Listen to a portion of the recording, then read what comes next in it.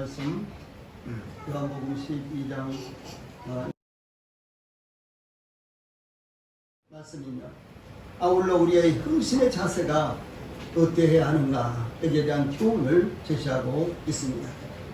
이 본문을 통해서 우리가 제일 먼저 살펴볼 수 있는 것은 밀알 하나의 중요성입니다. 밀알, 저 밀밭에 수도 없이 뿌려진 밀알들, 그리고 저 미국의 캘리포니아라든가 이런 데 가면은 이 밀을 재배하는데 사람이 일일이 이렇게 뿌릴 수가 없으니까 기계로 뿌린데 요즘은 비행기로 뿌린다고. 그러니까 그 밀밭이 얼마나 넓은 것이에요. 이렇게 뿌리고요.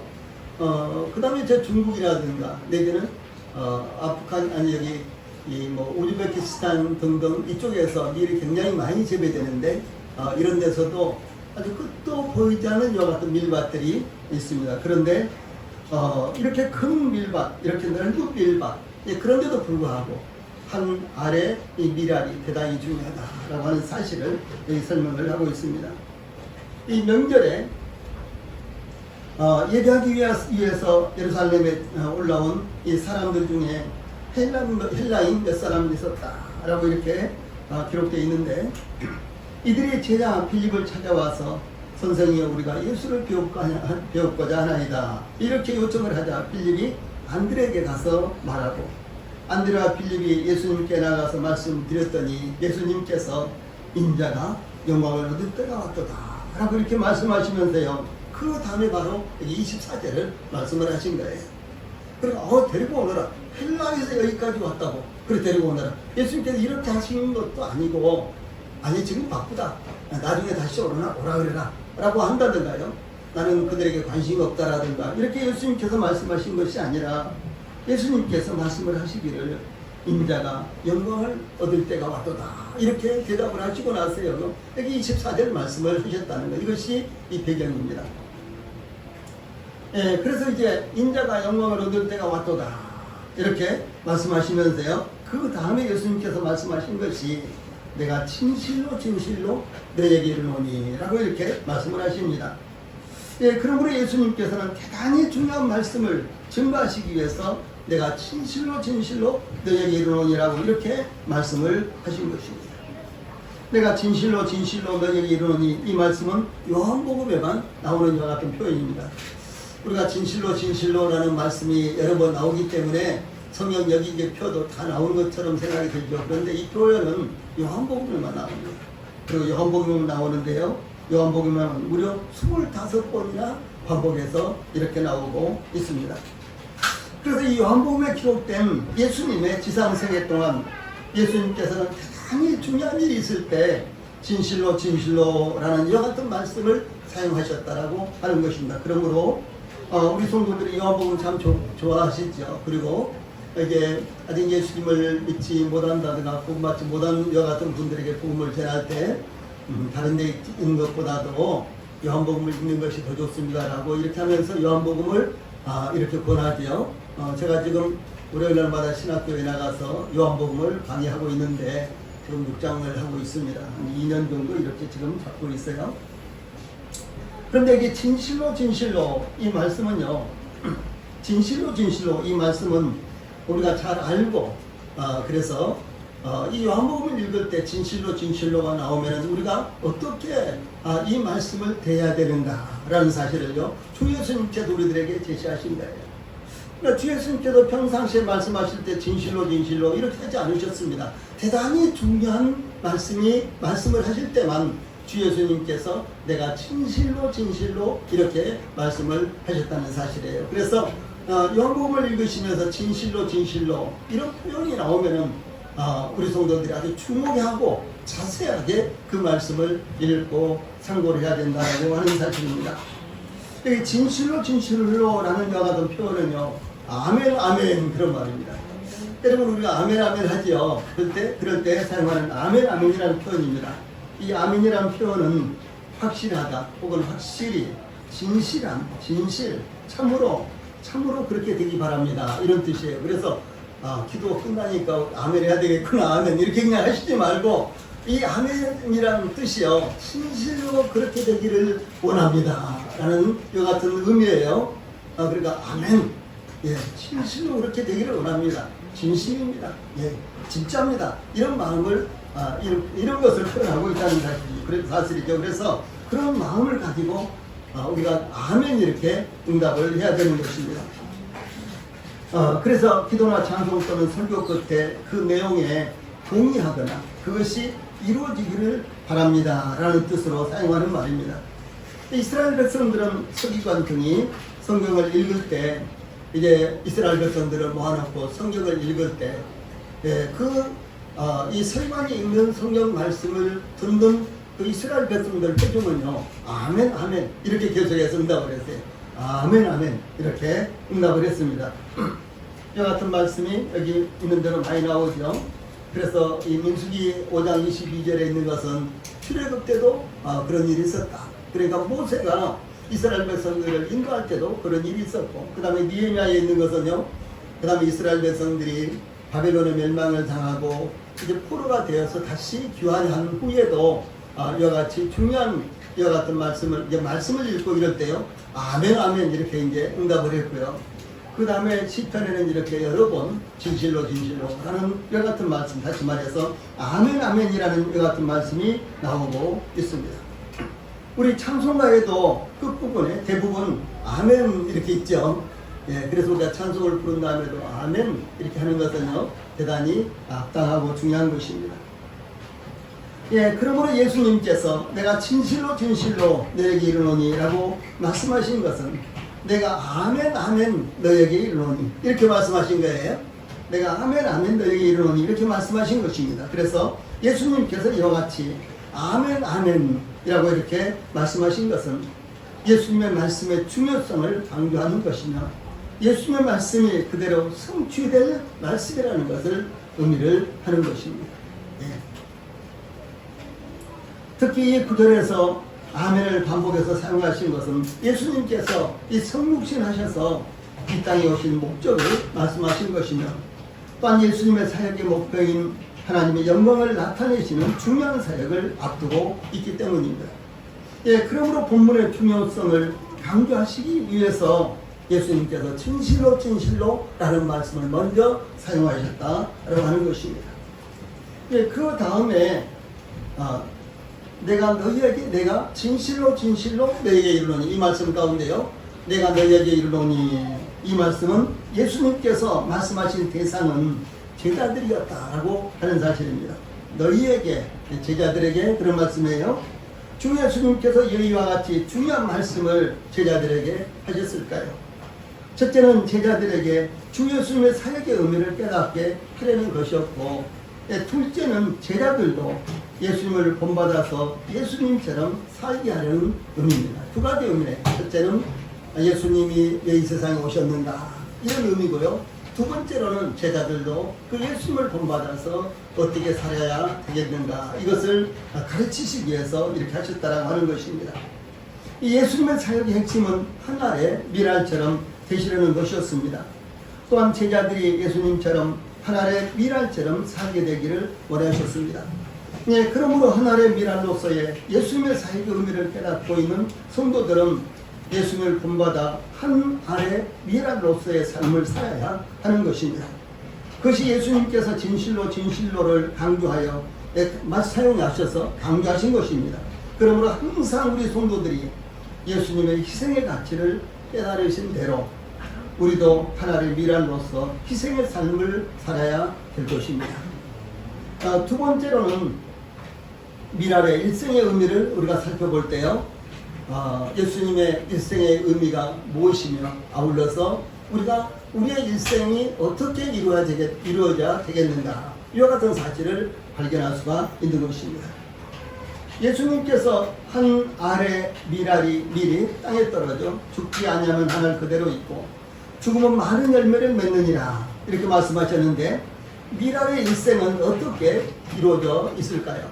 이것은 우리 성도들이 제가 구체에 말씀드리지 않아도 잘 아는 이야기입니다. 밀알의 크기는 대략 6 내지 7 미터가 아니라 6 내지 7 밀리미터예요. 네. 그러니까 여러분 쌀의 크기보다도 한 절반 정도가 더 깁니다. 예, 쌀의 크기가 한 5mm 정도 된다면요, 이 미랄은 한 6, 7, 8mm 이 정도 된다는 거죠. 이 미랄 100개의 무게가 약 3 내지 4g입니다. 미랄 100개의 무게가 3 내지 4g밖에 안 되는 거예요. 아주 적지요. 근데요, 난초 씨앗은 110만 개를 모아야 겨우 1g이랍니다. 여러분 난초 씨 보셨죠? 난초 씨앗 못 보셨는가요? 난초 씨를 보면은요, 이 까맣게 혹은 하얗게 그야말로 눈에도 잘 보이지 않을 정도로 이렇게 작은 씨들이 이 난초 씨 그 집에 쫙 이렇게 들어있는데 무려 110만 개를 모아야지만 1g 정도 된다는 거예요. 그러니까 얼마나 적은 씨예요? 예, 그런데 제일 큰 씨앗으로는 이 바다야자, 이 바다코코아 이런 나무가 있는데, 그것은 씨앗 하나가 한 개의 무게가 약 20kg, 그리고 직경이 30cm나 되는 이와 같은 씨, 이런 씨도 있어요.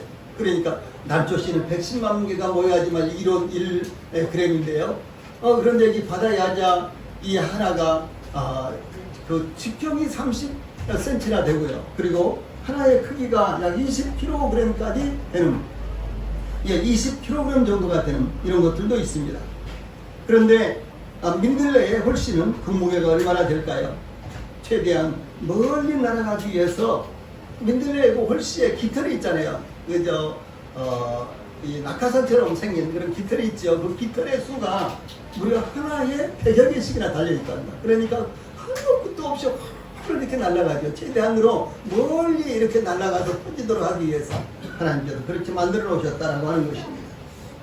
근데 밀을 적당한 수분을 함유하고 있는 이 땅에 밀의 크기의 2, 3배의 깊이로 심으면은 밀 안에 비화가 자라기 위해서는 밀알 속에 이제 이렇게 한가운데 순이 있죠. 그 배합니다. 그것이. 근데 이제 삥 둘러서 이제 그 밀의 살, 이것은 이제 이 젖이라고 하는데, 배젖이라고 하는데요.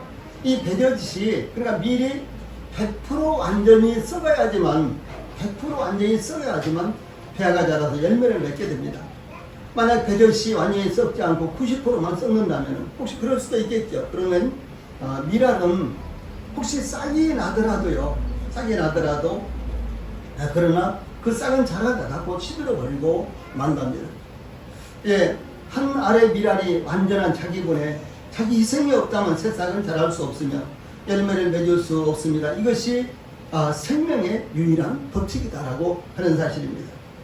씨앗이 따라 다르지만은 대부분 씨앗은 자기 몸무게의 수백 배 혹은 수만 배의 무게를 뚫고 이렇게 올라옵니다. 예? 겨울에 얼었던, 그리고 사람들이 이렇게 밟고 다니던 그런 땅에 하필이면 민들레가 봄이 되면 쫙 이렇게 올라온 것을 볼 수가 있잖아요. 예, 그리고 금방 또 다른 꽃들보다 더 먼저 꽃을 피우고 그리고 홀씨가 되어서 이렇게 날아가는 그런 모습을 보면은 참 자연의 조화가 신비스럽구만 하는 것입니다. 예, 그런데 이 수박, 여러분, 우리 수박 다 잘 먹고 좋아하죠. 그런데 수박은 자신보다도요, 자기 수박 그 씨의 무게보다도 무려 20만 배나 되는 무게를 뚫고 이렇게 올라올 수 있는 그런 저력, 그런 힘이 그 씨 속에가 들어있답니다. 참 놀랍죠. 예, 그렇게 놀랍습니다. 그래서 그런 무게를 20만 배나 되는 무게를 뚫고 땅 밖으로 올라오긴 합니다. 이것이 바로 생명의 힘인 것입니다. 우리 안에 있는 말씀의 힘, 말씀의 능력은 어느 정도 될까요? 이런 우리가 상상할 수 없는 이와 같은 놀라운 능력을 나타내고 있는 것이죠. 오늘 예수님께서 이 한 알의 밀알에 대한 비유를 말씀하시게 된 배경에 대해서 조금 전에 살펴보았는데요. 예루살렘에 올라온 헬라인들이 예수님을 배우고자 했을 때, 예수님을 만나고자 했을 때 예수님께서는 직접 만나주시지 않으시고 뭐라 그랬어요? 인자가 영광을 얻을 때가 왔도다 이렇게 말씀하셨죠. 그리고 나서 24절에 내가 진실로 진실로 너에게 이르노니 한 알의 밀이 땅에 떨어져 죽지 않으면 한 알 그대로 있고 죽으면 많은 열매를 맺느니라 이렇게 말씀하셨습니다. 누군가가 복음을 듣기 위해서 저를 찾아왔다면은, 아니 제가 도시락 싸 짊어지고 쫓아가서 만나겠죠. 우리 성도들 다 그러시겠죠. 바빠도 만나시겠죠. 돈이 들어도 쫓아가서 만나시겠죠. 그런데 예수님은 멀리 헬라에서, 멀리 저 유럽에서 예수님을 찾아왔는데 예수님이 직접 만나주시지 않고 그들이 예수님을 만나보고자 합니다. 이렇게 예수님께서 그런 말씀을 드리시고 난 다음에요, 인자가 영광을 얻을 때가 왔도다. 이렇게 예수님께서 말씀을 하셨다는 것이죠. 그러고 나서 24절에 이와 같이 본문 24절에 말씀을 하십니다. 예수님께서 헬라인들의 면담 요청을 받아들이지 않으시고 그 대신 하나님의 미랄에 대한 비유를 말씀하신 것은 한 알의 미랄의 생애가 바로 주 예수님의 생애요, 주 예수님을 만나 주 예수님의 말씀을 듣는 것임을 말씀을 하신 것입니다. 즉 주 예수님을 육체로 만나는 것이 아니라 믿음의 눈으로 예수님을 만나는 것, 그것이 바로 한 알의 미랄의 비유다라고 하는 사실입니다. 또한 한 알의 미랄에 대한 이와 같은 비유는 그것이 바로 주 예수님을 만나 주 예수님이 누구신지 깨닫게 된 제자들의 생애가 되어야 된다라고 하는 사실입니다. 그러므로 주 예수님께서는 자신이 하나의 미랄이라는 것을 말씀하신 후에 제자들이 어떤 생애를 살아야 되는지, 선생님 내가 미랄의 생애를 사는 것과 마찬가지로 내 말을 들은 너희들도 미랄의 생애를 살아야 된다라고 이렇게 가르치고 계신 것입니다. 그러므로 자기 생명을 사랑하는 자는 잃어버릴 것이요, 이 세상에서 자기의 생명을 위하는 자는 영생하도록 보존하리라. 사람이 나를 섬기려면 나를 따르라. 나 있는 곳에 나를 섬기는 자도 거기 있으리니 사람이 나를 섬기면 내 아버지께서 그를 귀히 여기시리라. 이렇게 말씀을 해줬습니다. 이것은 바로 주 예수님의 생애가 하나님의 예정된 이와 같은 생애를 사셨던 것과 마찬가지로 저희들의 생애가 바로 주 예수님의 미랄의 생애를 살아야 된다고 하는 사실을 저희들에게 가르쳐주고 있습니다. 고려 말의 학자였던 문익관 선생님, 우리 어렸을 때 배웠죠. 요즘도 초등학교 책에 나오는가요? 문익관 아점 문익관 선생님이라고 문익점 선생님이죠. 문익관 선생님이라고 그랬는지 모르겠어요. 여기도 문익관 선생님이라고 됐네요, 보니까. 참 죄송해요.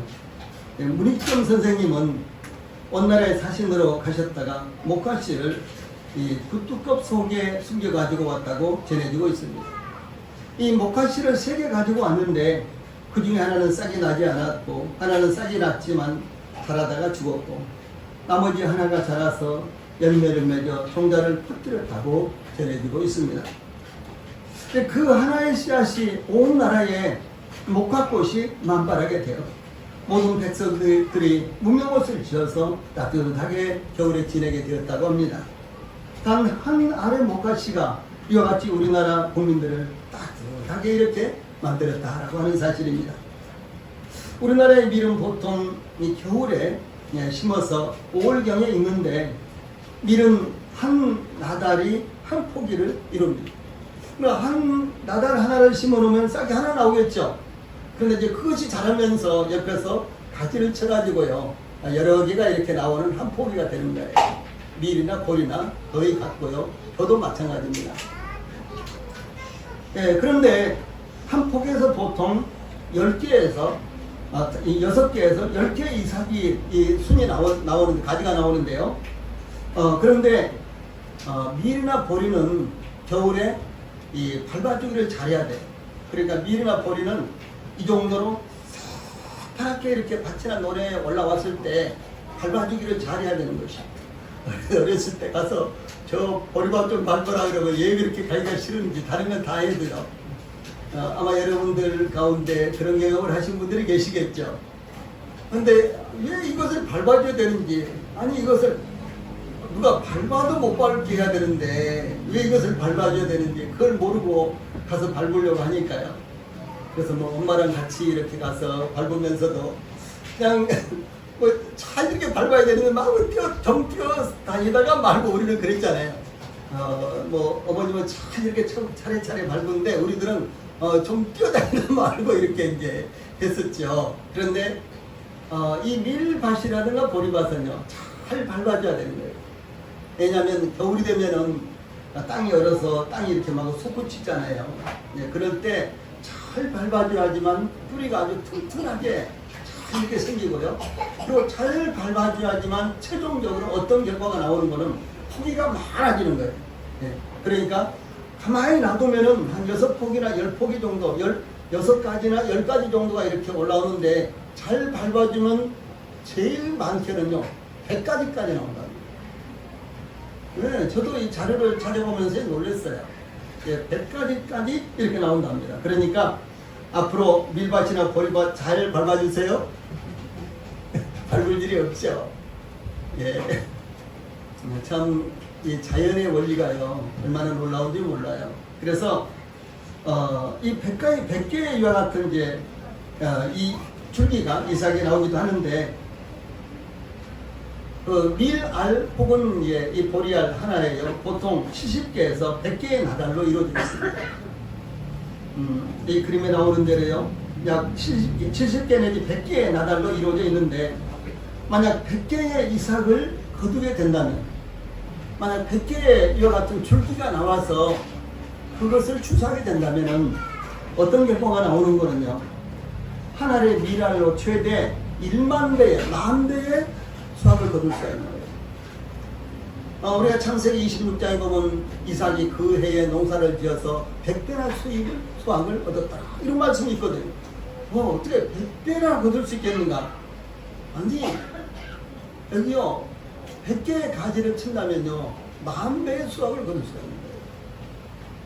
그래서 성경에 기록된 이 말씀이요 어떤 그냥 전설이 아니고 그냥 이야기가 아니고 사실 이상이라는 것이죠. 예, 그렇게 가능합니다.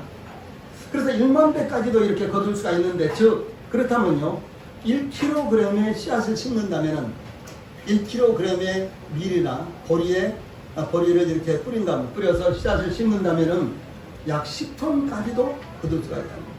1kg 이 정도밖에 안 되지 않아요. 근데 10톤이나 거둘 수가 있어요.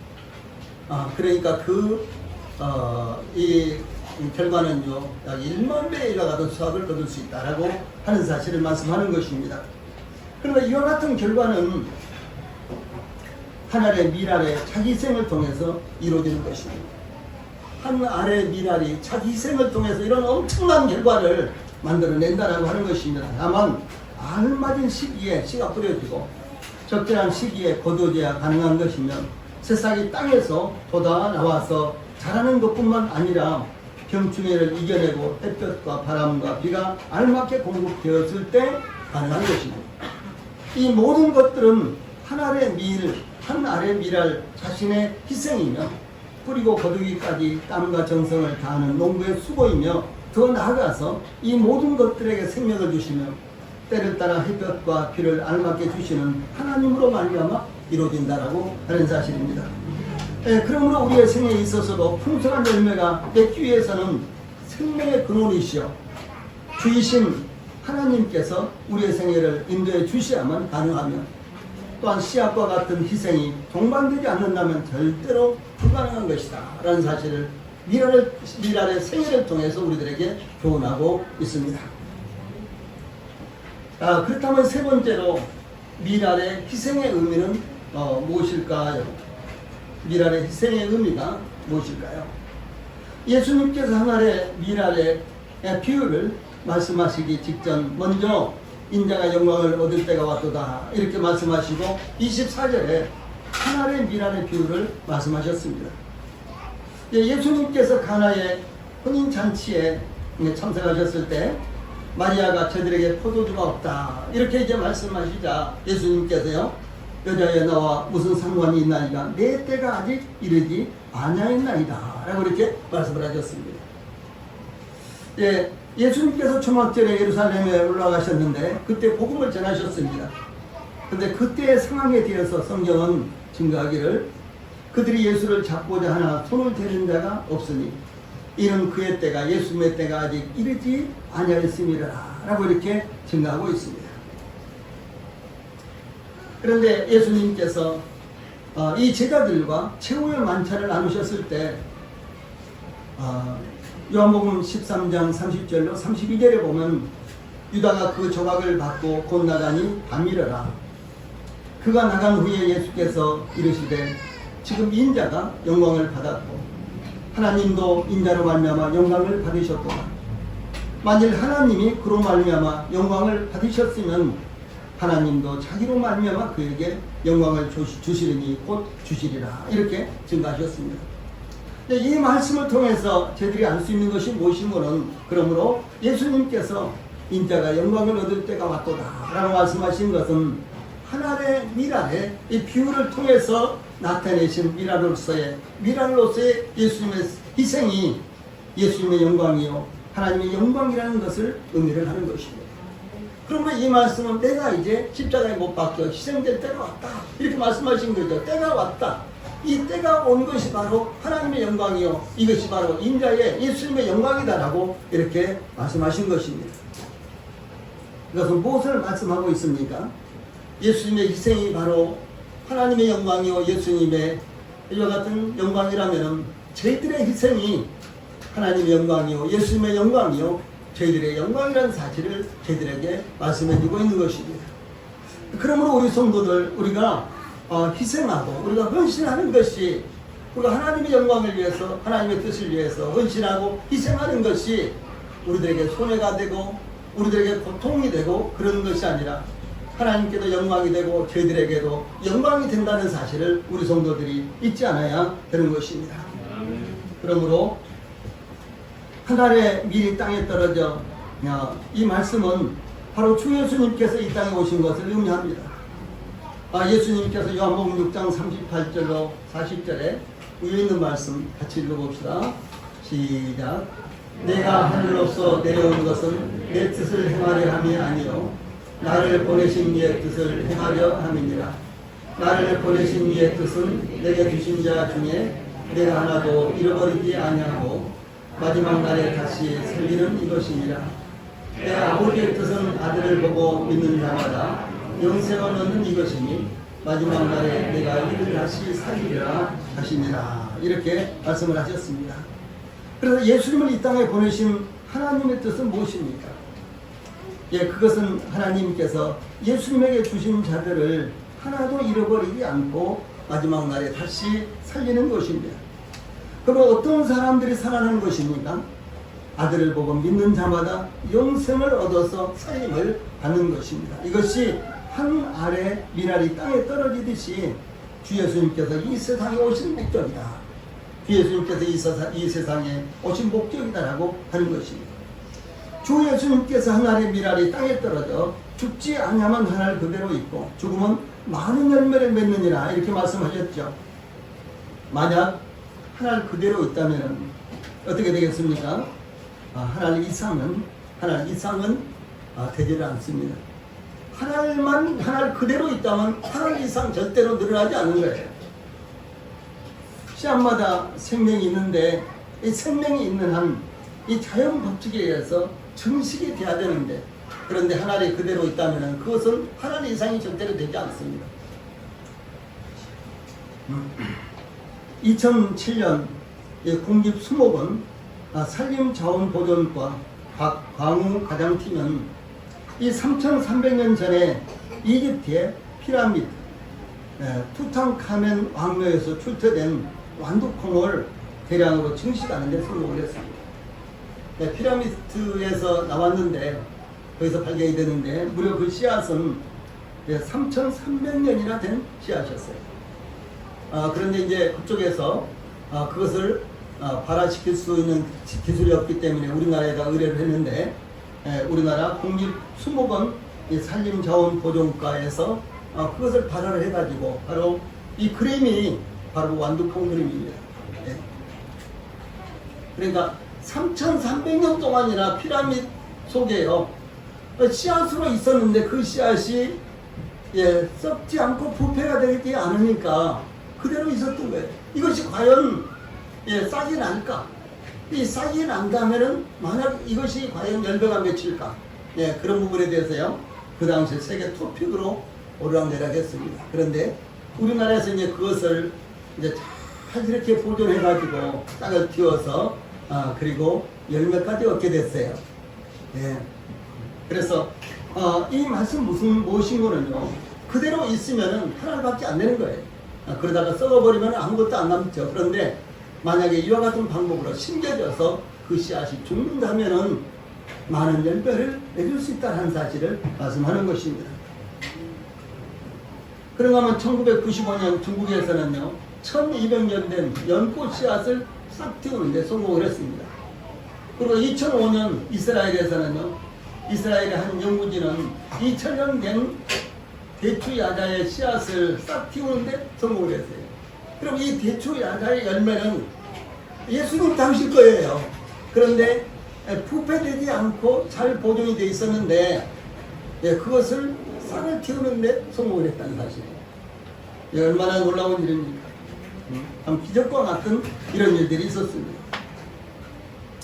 특별히 이게 이 대추야자 이 씨앗은 AD 73년 그러니까 예루살렘이 로마에 의해서 함락이 되고 성전은 불타고 성벽은 다 해파되고 그렇죠. 그리고 이제 모든 이제 백성들 군인들은 죽음을 당하거나 포로로 잡혀가고 이제 소수의 남은 사람들이 유대 남쪽 사해가 있죠. 이스라엘 남쪽 사해가 있죠. 사해 옆에 그 마사다라는 높은 이런 고지가 있는데 고원이 있는데 마사다라뇨. 그 위에 올라가서 최후의 유격전을 펼친 거예요. 그런데 바로 그곳에 그곳에 있었는데 이 마사다를 발굴할 때 거기서 나온 씨앗이에요. 그래서 그것을 2000년 전 것인데 싹을 틔우는데 성공을 했다라고 하는 사실입니다. 이와 같은 씨앗들은 2000년이나 3000년이 지났지만 그 생명을 그대로 보존하고 있었습니다. 뿐만 아니라 땅에 떨어졌더라도 죽지 않았기 때문에 하늘 그대로 있는 것입니다. 더 중요한 것은 이 세월이 아무리 흐른다고 할지라도 썩지 않으면 그 속에 생명이 사라지지 않고 있다는 사실이고, 그리고 그 생명이 있는 씨앗들은 언제든지 즉 세월이 2000년 되지 3000년이나 흘러간다고 할지라도 생명은 그대로 보존되어 있다라고 하는 사실입니다. 만약에 우리 성도들이 받은 말씀을 그대로 마음에 갖고 있다면요, 그 말씀은 언젠가는 놀라운 역사를 일으키는 것입니다. 그러나 우리 성도들 안에 말씀이 받아들여졌다가 그 말씀을 잊어져 버린다거나 그 말씀이 이제 없어져 버린다면 그 말씀은 절대로 싹을 내고 열매를 맺을 수 없다는 사실도 아울러 우리 성도들이 기억을 해야 될 것입니다. 이게 또 중요한 것은 이 땅에 떨어진 씨앗이 죽지 않으면 그 생명은 그대로 보존되는 것이지만 그 생명이 붙어있는 동안 단 하나의 생명 외에 존재하지 않습니다. 이미 말씀드린 대로 1kg의 미랄이 단 1년 만에 최대 10톤을 거둘 수 있는 열매가 열리는 것입니다. 그러나 1kg의 미랄이 그대로 있다면 1년이 지나도 10년 혹은 100년, 1000년, 만년이 지난다고 할지라도 1kg밖에 안 됩니다. 더 늘어나지를 않습니다. 그런데 만약 죽는다면 상상할 수 없는 풍성한 열매가 맺히는 것입니다. 주 예수님께서 죽음은 많은 열매를 맺느니라, 24절 마지막 부분에 죽음은 많은 열매를 맺느니라 이렇게 말씀하셨습니다. 한번 같이 해봅시다. 죽음은 많은 열매를 맺느니라. 이것은 아주 역설적인 이야기입니다. 그러나 그것이 자연이치라는 사실을 말씀하는 것입니다. 그래서 주 예수님께서는 하늘의 미랄이 되셔서 땅에 떨어져 죽음을 당하심으로 수백 혹은 수백만의 열매들을 거두게 되셨습니다. 우리는 주 예수님의 죽음으로 말미암아 새롭게 생명을 얻은 열매들입니다. 그 생명은 들불처럼 번져서 예루살렘에서부터 시작이 되어 온 유다로 사마리아로 그리고 땅끝까지 전해져서 저희들에게까지도 이 복음이 전해지고 저희들이 본받게 된 것입니다. 1866년 8월 19일 27살의 토마스 선교사는 제너럴 셔먼호를 타고 대동강으로 올라왔습니다. 당시 쇄국정책을 펴고 있었던 조선은 제너럴 셔먼호의 입항을 거절을 했습니다. 육지의 병력들과 서면호의 사공들 사이에 이 다툼이 시작이 됐습니다. 그래서 그 당시에 셔먼호는 이제 군병들로 무장을 한 여같은 상선이었습니다. 무장 상선이었습니다. 그래서 이제 한국에서, 조선에서 세국 정책 때문에 문호를 개방하지 않자 이제 이 시어문호가 대동강으로 올라와서 이제 평양에 상륙을 하려고 하는데 이제 조선 군대들은 이제 무장을 하고 활을 쏘고 그러면서요 이 시어문호가 상륙하지 못하도록 이렇게 막았습니다. 그래서 이제 조선 이제 군대들은 이 작은 배에다가 불을 질러서요. 작은 배에다가 불을 이렇게 질러가지고 이 작은 배가 이제 불이 활활 탄 채로 이렇게 시어문호로 그러니까 대동강이 이렇게 흐르잖아요. 그러니까 위에다가 이렇게 이제 작은 배를 띄워가지고 불을 질러서 이렇게 이제 불이 붙은 상태로 이제 그 시어문호로 이렇게 가니까 어떻게 되겠어요? 결국은 이 작은 배들이 시어문호에 부딪혀가지고 결국 시어문호가 불이 붙기 시작했습니다. 그리고 이제 비 오듯 이제 화살이 퍼부어지고 그러니까 시어문호에 타고 있었던 모든 사람들이 이제 강으로 뛰어내려서 이제 육지로 이렇게 올라오는데요. 올라오는 대로 다 칼로 이렇게 죽었습니다.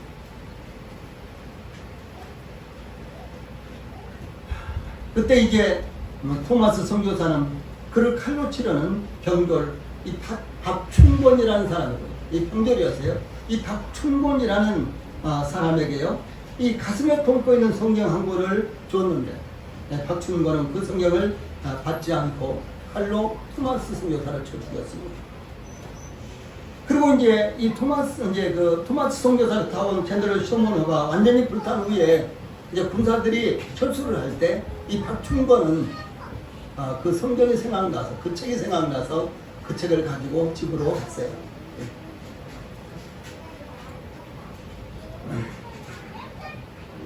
이 토마스 선교사를 칼로 쳐 죽인 이 박춘권이 그 성경을 가지고 집으로 갔는데 그는 결국은 예수님을 믿고 이 안주교회라는 그 당시 세워진 교회가 있었는데요. 안주교회 영주가 되었고 그리고 그 성경을 뜯어서 벽지로 썼던 옛날에 신문지로 뭐 벽을 이렇게 도배를 하고 그랬잖아요. 근데 그 성경을 뜯어가지고 이 도배를 했던